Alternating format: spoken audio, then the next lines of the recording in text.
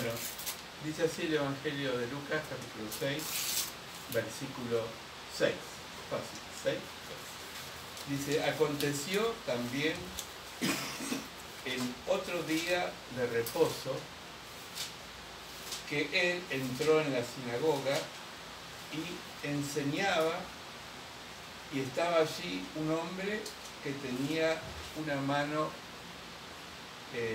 la mano derecha, seca. Tenía la mano derecha seca.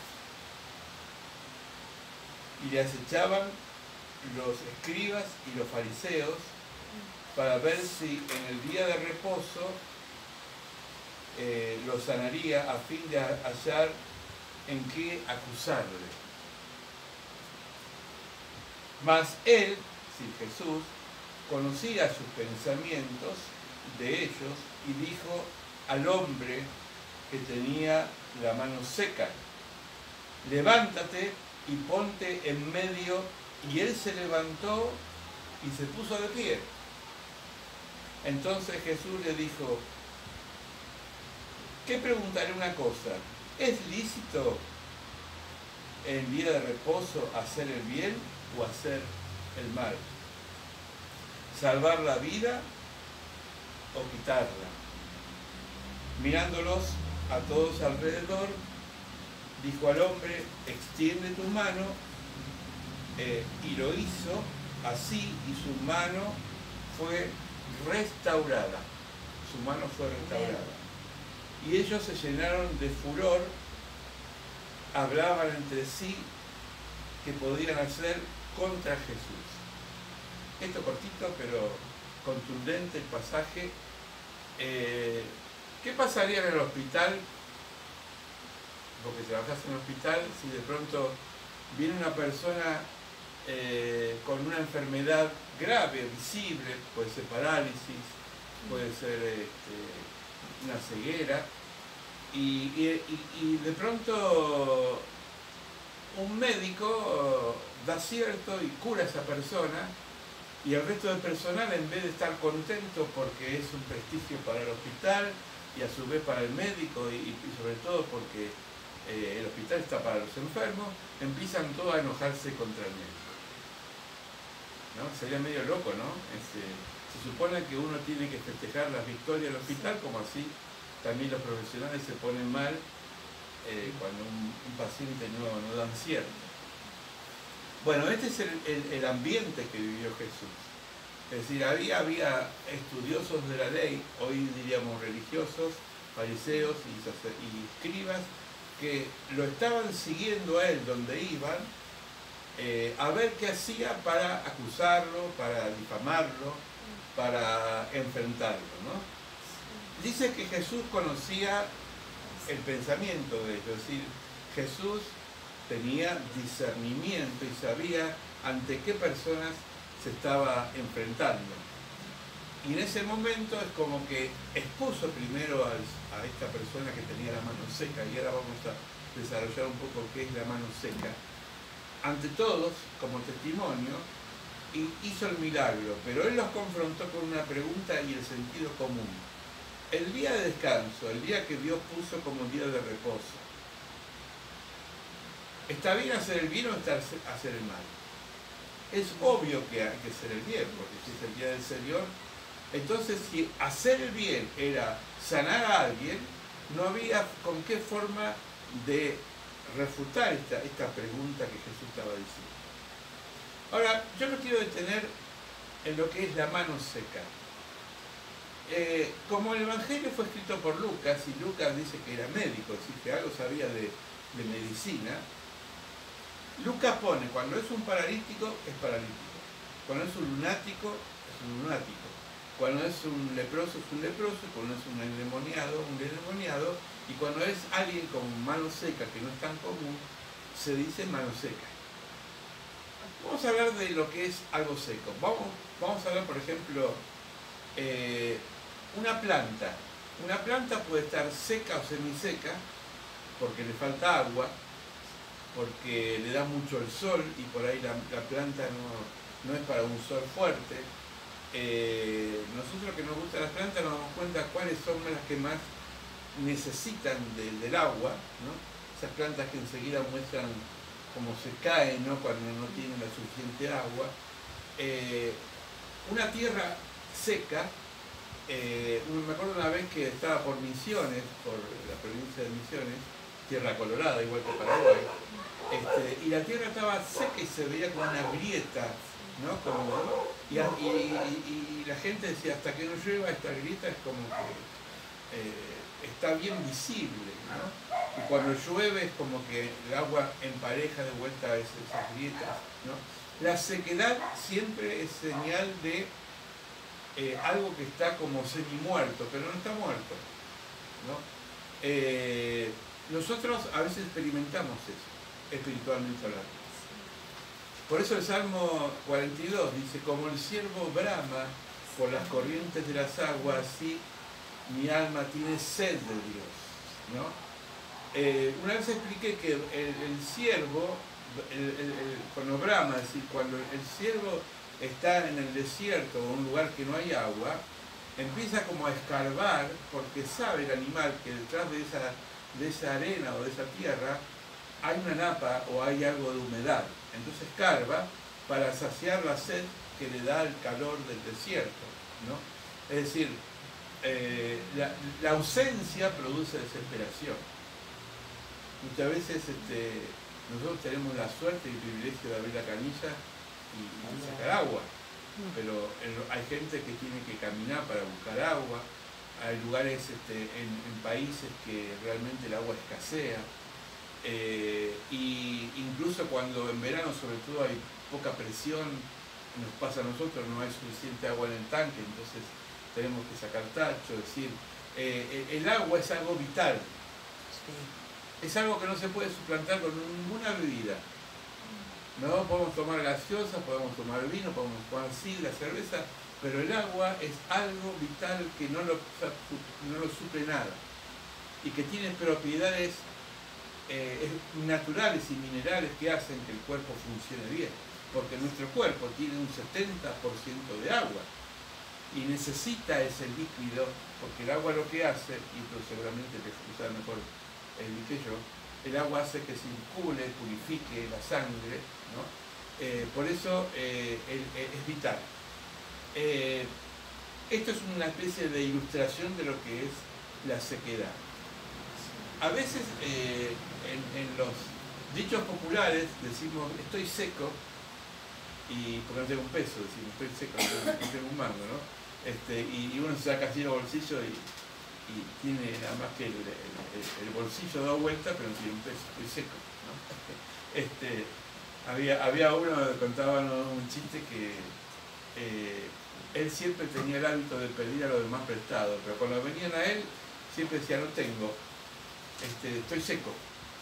Pero bien, entonces le decían, pero bien estás mojado para pedir a los demás, ¿no? Pero estás seco para pedirte a vos. Estamos secos a veces de muchas cosas. Pero lo peor que nos puede pasar a un ser humano es estar seco espiritualmente. Porque si bien esto solamente lo podemos entender en el plano de la fe, muchas veces hoy salió el tema del suicidio, que es un misterio. No es para juzgar ni para condenar, simplemente es analizar una realidad que cada vez está más a la puerta de cada casa. Es decir, estas personas que quizás tienen todo y de pronto optan por quitarse la vida por un estado de desesperación, vaya a saber qué los lleva a hacer eso, pero evidentemente hay una sequedad interior que no nos satisface. Es decir, hay cosas que no pueden ser suplidas, como también la pérdida de sangre. Cuando Jesús dijo, tengo sed en la cruz del Calvario, la sed que él tenía era por la pérdida de sangre que había sufrido. Y solamente puede ser suplida esa sed con una transfusión de sangre, no con agua. Es decir, humanamente una persona que va a la guerra, por ejemplo un soldado, y de pronto está en medio de la batalla y le dan un balazo y pierde sangre, tiene sed, pero aún aunque tome agua no es suficiente porque ha perdido el líquido sanguíneo, ¿no? Es decir, hay cosas que Dios ha armado en forma perfecta este cuerpo nuestro, con un montón de propiedades, de las cuales plenamente se suplen con esas propiedades. Agua con agua, sangre con sangre. ¿Sí? Esta persona tenía la mano seca, es decir, estaba inhabilitada. No estaba todo el cuerpo seco, sino que un área de su vida estaba seca. Como nosotros. Nosotros tenemos áreas en nuestras vidas que quizás no están secas y hay otras áreas que están insatisfechas, que no están totalmente plenas. Pueden ser objetivos o cosas que vivimos que no lo hemos logrado. Porque en realidad yo quisiera diferenciar entre la palabra perfección y plenitud. El único perfecto es Dios, porque la perfección es todo. Pero un ser humano se puede sentir pleno, es decir, se puede sentir bien cuando tiene, por ejemplo, aquellas cosas básicas que él quiere como persona. A no ser que sea un ambicioso y que esté permanentemente codiciando cosas superiores, pero hay personas que logran ciertos objetivos y dicen, bueno, logré lo que yo quería, en lo que fuera. Entonces se sienten plenos. Algunos ver a sus hijos realizados, su familia, otros ver a sus padres, no sé, es algo muy personal eso, sentirse pleno, lograr estos objetivos. Ahora, ¿qué pasa cuando nosotros queremos estar plenos solamente con cosas externas? Llega un momento que lo que uno, es como el juguete de un chico, al principio le gusta, ¿no? O dice el refrán, escoba nueva barre mejor, pero después llega un momento que esa escoba no barre tan bien y que no es tan buena como pensaba, ¿no? Entonces uno se va aburriendo y quiere buscar otras cosas en la vida que lo vaya supliendo. Pero ¿qué pasa con ese alma que está seca? Que no hay nada que le venga bien. Quizás tiene todo, quizás tiene lo material, tiene una familia dentro de todo bien y sin embargo está interiormente seco. Porque sabemos que lo que muchas veces la Biblia, sobre todo los milagros de Jesús, es un reflejo de lo que tiene el ser humano interiormente. Es decir, lo externo, que es la mano, es lo que le falta interiormente. No es solamente esto. Por eso Jesús apela muchas veces a perdonar pecados y después hacer el milagro. ¿Se acuerdan un pasaje donde ese paralítico que no lo podía solo, no podía llegar a los pies de Jesús, y sin embargo entre cuatro dicen que rompieron el techo de la casa de Pedro? Aclaro que los techos de esa época no eran losa, eran techos de paja, eran techos hechos con algo natural que era fácil de romper, ¿no? Y fue introducido este hombre que no podía moverse, estaba imposibilitado, y en una camilla 4 amigos se pusieron de acuerdo y lo llevaron a Jesús, y Jesús le dijo, tus pecados se son perdonados, no dijo, te sano. Y entonces de vuelta estaban estos chusmas, estos religiosos ahí, y dice, ¿cómo perdona los pecados? Solamente Dios puede perdonar los pecados. Y Jesús dijo, ¿qué es más fácil? Decir al paralítico, levántate y anda, o perdonar los pecados. Sepan que el Hijo del Hombre tiene autoridad para perdonar los pecados. Ahí deja claro que Jesús es Dios.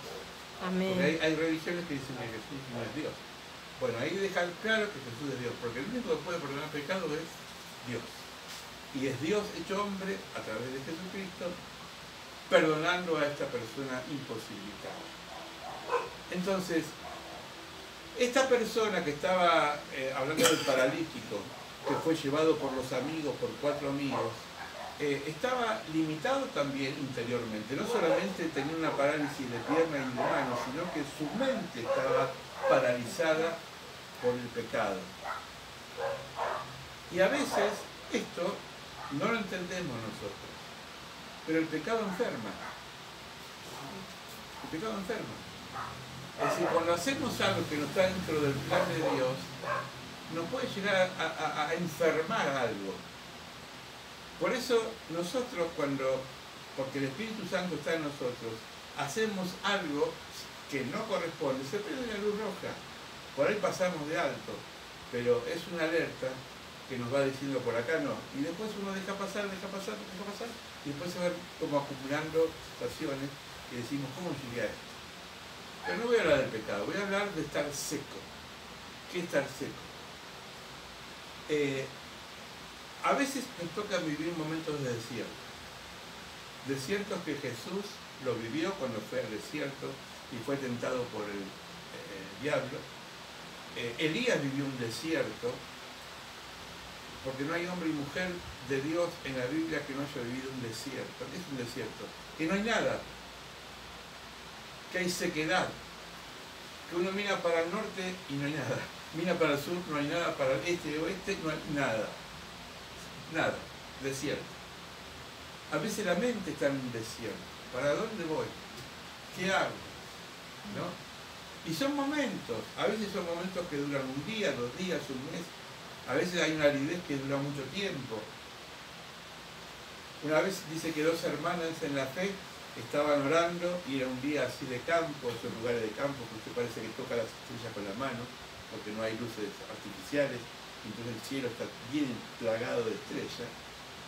Y la hermana estaba orando y dice, seguramente estás contemplando al Señor. Dice, el único cielo que contemplo son las estrellas, porque hay una aridez en mí que no me deja ver más que ese cielo que ven mis ojos. Expresó en pocas palabras que su vida estaba limitada porque no podía entender ni siquiera la voluntad de Dios. Porque a veces nos pasa eso. Que, Señor, ¿qué está pasando conmigo? ¿Qué hay? ¿Qué estoy haciendo mal?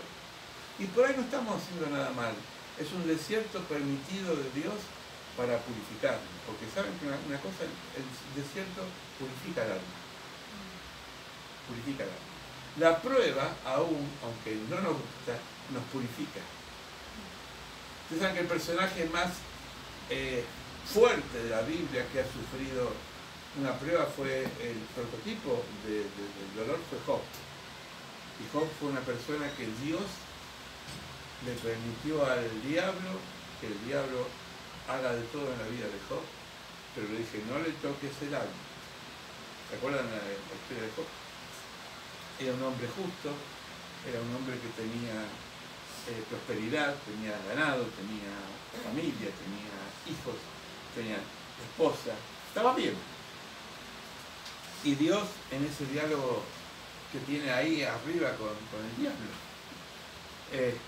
le dice, claro, Señor, vos estás muy orgulloso de tu siervo Job, déjame que yo lo toque, que yo lo pruebe. Y como que Dios le da una autorización, una venia, y dice, anda, pruébalo, pero no le toques el alma. Y dice que a partir de ese momento Job empezó a tener un montón de pruebas. Se le muere el ganado, se le mueren sus hijos, pega lepra, tiene comezón en el cuerpo. Y encima en contra tenía la esposa que decía, bueno, maldecía a Dios. Ese Dios que tanto vos alabás. Porque a veces pasa que uno de la familia, en vez de ayudarnos y alentarnos, nos tira más leña, ¿no? Maldecía a ese Dios que vos vas a la iglesia, a ese Dios que vos bendecís, y no le está ayudando. ¿Cuántas veces la gente de afuera nos ha acusado así? Y vos tenés a Dios, y vos decís que Dios todo te da. ¿Y por qué ahora no te da? O uno mismo se pregunta, ¿por qué? A mí. Y encima, como postre, como coronario, se le aparecen 3 amigos, entre comillas, que le empiezan a buscar la quinta pata al gato. Y le dice a Job, seguramente que vos pecaste, seguramente que vos no estás haciendo la voluntad de Dios. En vez de consolarlo, le estaban tirando más encima, como dice ahora, la gente, más tierra encima. Bueno, el libro de Job es el ejemplo del dolor. Llega un momento que él declara, dice, yo vine al mundo sin nada y me voy al mundo sin nada. Porque él, Dios, tiene el poder de dar como tiene el poder de quitar. Y ahí tiene una experiencia espiritual. Y esa sequedad de la prueba que él vive empieza a tener una transformación que en un momento llega a decir en el último capítulo, ahora me di cuenta que mi Redentor vive, que solamente sabía de él de oídas, pero que no había entendido el plan de él. Porque ¿sabe cuando uno puede hacer el balance? Hoy hablábamos de balance. Cuando entendemos el fin de la historia que nos pasa algo. En el momento que estamos con pruebas, no lo entendemos.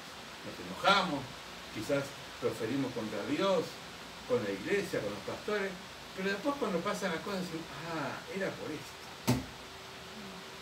Cuando vivimos en familia esta prueba que hoy comentaba, familiar tan fuerte, en el momento uno no quiere vivir eso, pero después con el tiempo se da cuenta cuál era el plan de Dios en esta situación. Y los procesos muchas veces no son del todo lindos. Pero ahí donde somos probados. Por eso Pedro dice que somos probados como el fuego.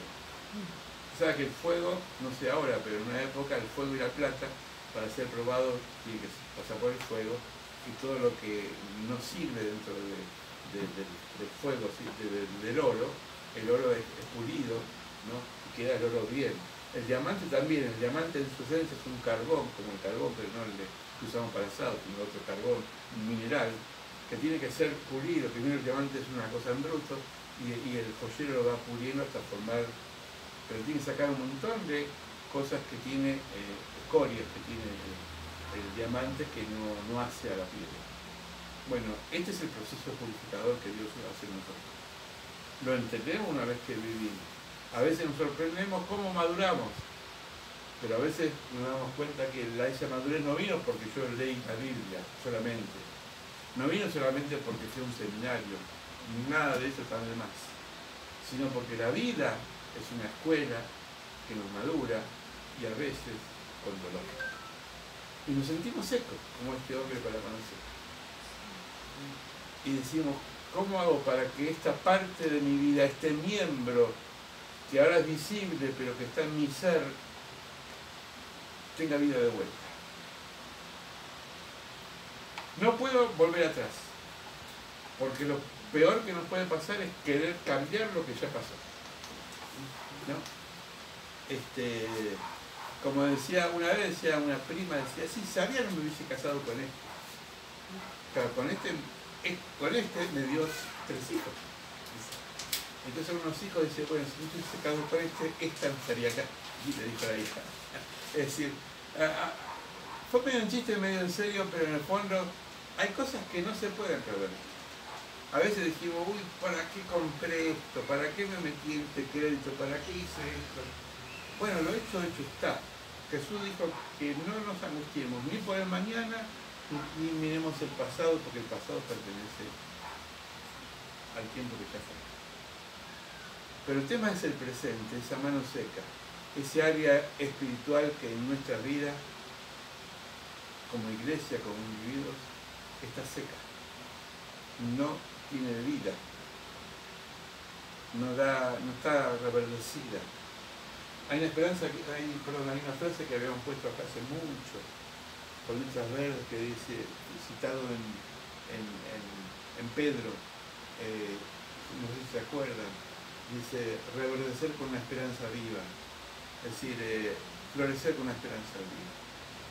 Pedro lo escribe esto a una iglesia perseguida en serio, no perseguida, como nosotros no somos perseguidos por nadie, perseguida por el enemigo, por aquellos que no creían en el Evangelio, que se predica a Cristo. Y decía, hermanos, ánimo, vamos a reverdecer como esperanza viva. ¿Qué reverdece? Una planta que estaba semiseca y de pronto empieza a tener un tallo. Una vez vi en una casa que cortaron ¿cómo se llama esta? Una palta, la cortaron de cuajo, parecía que se moría, y después hay una ramita. Y la planta dio una lección de naturaleza que por más que la corten de cuajo, que quede nada más que el tronco, no puede ir contra su naturaleza y empezó a... ¿Vieron esas casas que se edifican y de pronto, yo he visto en Capital eso, y de pronto le hacen como una especie de pared a continuación de un árbol, y el árbol crece dentro de la casa porque no lo quieren tocar porque es añejo? Yo he visto eso. Arquitecturas que han respetado los árboles de mucho tiempo y la casa la han hecho alrededor de ese árbol. Porque no se puede controlar tu casa. Ayer íbamos con mi esposa acá yendo para esta fábrica de caños que hay acá cerca.